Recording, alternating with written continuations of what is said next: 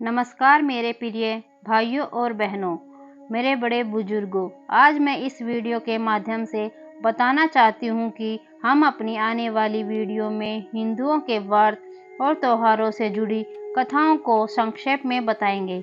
आज हम इस वीडियो में बात करेंगे गणेश चौथ की 12 महीनों की कथाओं के बारे में।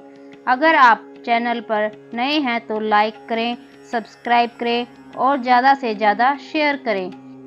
जन समुदाय में गणेश पूजन का बड़ा महत्व है।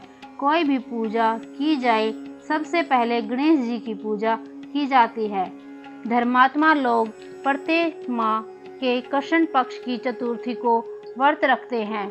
व्रत रखने वाले को उस चौथ की कहानी पढ़नी या सुनानी होती है। तय हम आपको 12 महीनों की गणेश चतुर्थी की कथाएं संक्षेप में बताएंगे। आइए कथा शुरू करने से पहले हम गणेश जी का अभिनंदन करेंगे। बोलो श्री गणेश महाराज की जय। आइए जानेंगे चैत्र मास की कथा के बारे में। बात उस समय की है जब सतयुग चल रहा था। एक राजा था जिसका नाम मकरध्वज था। मकरध्वज बहुत ही धार्मिक प्रवृत्ति का राजा था और अपनी प्रजा का अपनी संतान की तरह पालन करता था। अतः उसके राज्य में प्रजा पूरी तरह सुखी एवं खुश थी। राजा पर मुनि का बहुत बड़ा स्नेह था। उनके ही आशीर्वाद से राजा को एक पुत्र की प्राप्ति हुई।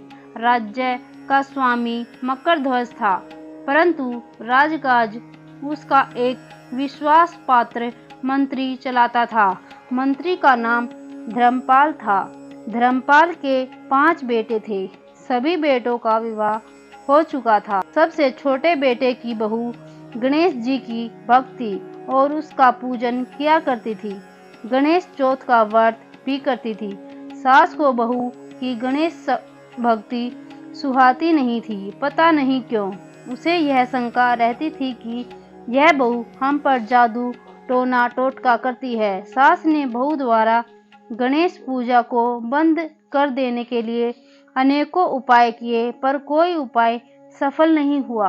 बहू की गणेश जी पर पूरी आस्था थी, अतः वह विश्वास के साथ उनकी पूजा करती रही। गणेश जी जानते थे कि मेरी पूजा करने का कारण सास बहू को परेशान करती रहती है, अतः उसे मजा चखाने के लिए राजा के पुत्र को गा दिया। फिर क्या था, हाय तौबा मच गई। राजा के बेटे को गायब कराने का संदेह सास पर प्रकट किया जाने लगा। सास की चिंता बढ़ने लगी। छोटी बहू ने सास के चरण पकड़कर कहा, माँ जी आप गणेश जी का पूजन कीजिए, वे विघ्न विनाशक हैं, आपका दुख दूर करेंगे। सास ने बहू के साथ गणेश पूजन किया। गणपति ने प्रसन्न होकर राजा के पुत्र को लाकर दे दिया। जो सास बहू से खुश नहीं होती रहती थी, वही सास बहू से खुश रहने लगी और साथ ही गणेश पूजन भी करने लगी। हम सब पर भगवान श्री गणेश जी की दया दृष्टि बनी रहे।